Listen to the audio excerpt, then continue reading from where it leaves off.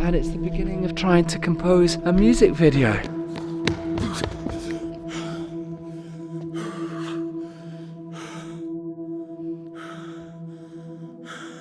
There's always an excuse to not do something. It's -7. I feel like staying at home. Basically, the philosophy at Mahala when you're shooting at night time is you need to imagine you're an onion. It's been a bad day. I'm in a bad mood. I'm not gonna do anything. No, I'm gonna stay in and watch damn Netflix. I'm gonna roll myself up, curl myself into a ball. Onion, layer after layer after layer, and then you're snug as a bug in a rug. No, when we look into the darkness, we have a choice to make every single day. Are we gonna step into that void and converge the darkness and bring some light into it and say, hell, here I stand, I'm gonna make something. This is what I'm about. Here we go, let's do it. And that's what we're going to do tonight. We're going to make something. It is so cold and stripped down a little bit. So the first scene is Tom Cruise scene.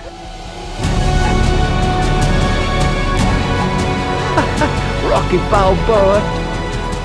The thinking is that this will be the opening scene of Cosmic Skeletons, the music video, and just spent the last 2-3 hours trying to work on the intro scenes, which is a chase scene, riffing it as ever, and just thinking that we can somehow get some skeletons. Keep away, stay in place, run, don't stop. There's this wonderful vast skeleton up here that you can see, and then the idea will be to animate different things, but this is going to be a big labor of love. So tonight is just experimentation, trying to get some beginnings, some stuff to work with, and to see if we can create something. There's always an excuse not to do something. It's -7, don't do it. I don't feel like it, don't do it. It's too cold, I'm in a bad mood, I got a hell of a letter from the taxman, no work's coming. There's always a reason not to do something, but at the last you need to celebrate life by making your moves and saying, here I stand amongst the darkness, and whatever happens and for what it's worth and for what the hell it means, I'm going to make something. The first year was brutally hard writing, trying to get back to music, trying to find these songs, trying to find something within myself, battling with this sort of idea of sort of like extricating myself from what I should be doing, what perhaps what society asks of you, what's befitting of your age and all of this type of stuff. And then the second year, thinking, man, I've got to create an audience. There's nothing out there if I'm ever going to make this work. And it sort of pushed me into this realm of content creation, like leaning into that and probably sort of wanting something too much, figuring that I could just figure it out and that there'd be an audience out there. But the kind of more that I leaned into it, the less I feel like I could find it. And that was like an education in itself. And when I got back this year and the album wasn't out and I'd been sort of through much to this point, I just realized I have to let it all go.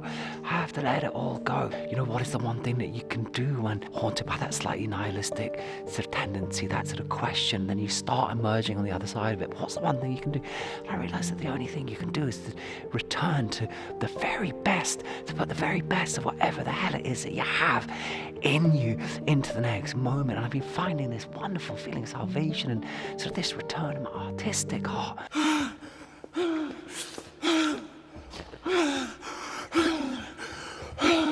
I'm just in love with these red lights. And the other idea is that this headlamp, because it's so dark, I kind of want to find a way to convincingly have the fella illuminating everything without having to illuminate the subject. So what I'm going to do is oh dear, oh man. The layers are off.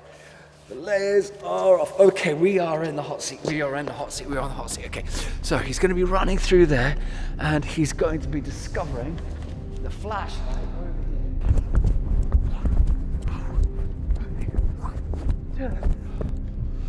Okay, trying to get the next take. I'm keeping it on the wide, but I want to get really close. Is that a bit spooky?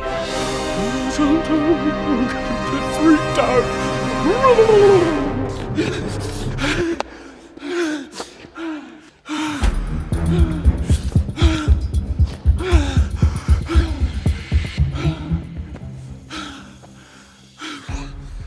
this is the strange thing about when you're trying to just go out and make that meaning, when you're taking that leap of faith, is that, you know, you don't always get to know. And sometimes things start only threading themselves together once you start doing them. And I know that I'm onto something now. And I was sort of wondering all the time, why are there these wolves and vampires and skeletons in the album? Why was I writing all that stuff? And I realize it more and more because, well, I think in Berlin, everyone is kind of, they're either running towards something or running from something. You know, we've all got those wolves at the door, those skeletons in our closet. This is the great figuring out, to be here, to listen to the breath of the building. Okay, finally got a setup that I'm quite pleased with. And the idea is I'm going to run through the curtain back and we're going straight through here, zipping through. I won't be able to see the damn thing going through here, and I've lit them up with the red light from the stairs up here, and there's a mysterious room up there, and so whatever happens, I'll be going through there. It's getting really late, I'm feeling really resistant, it's cold, I'm tired, but I'm feeling alive, and I'm gonna dig in for these last shots. Come on. So that's the end of the night. So this is year 3. First year, raw creation, getting into the depth of it. Second year, trying to get into this content creation thing.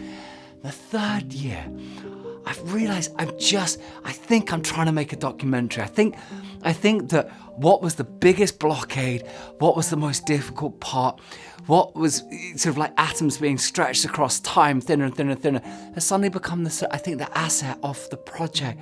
And I'm finding this wonderful freedom in that, because now the goal in trying to bring it to completion is just to try and put full love. And I'm feeling the return of both the filmmaker in me and the musician. And they're competing and they're jostling, but somewhere between the two, that is my path. And I've realized these things that I've been struggling with content, with AI, with the role of arts and the meaning of art in this day and age, of being in an arts community, of trying to go into a new place in yourself right at the time when you feel the world's trying to constrict you. These are becoming the themes that I want to talk about and dive into more. And out of all of this, I feel a sense of hope. And just tonight, after the shivering and after the running, putting the lights off and just getting in the thick of it, I just feel grateful.